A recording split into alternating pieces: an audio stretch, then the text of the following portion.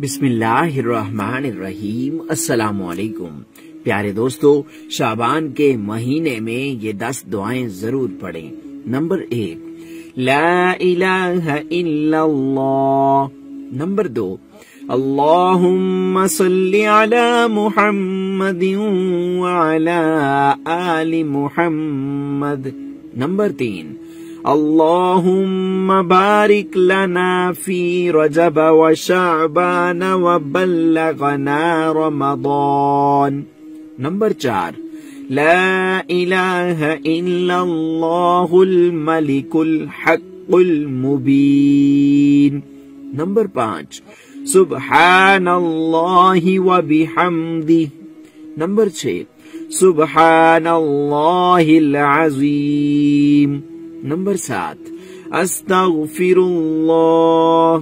Number 8, अल्लाहुम्मा अग़फ़िरली। Number 8, अल्लाहुम्मा अर्हमनी।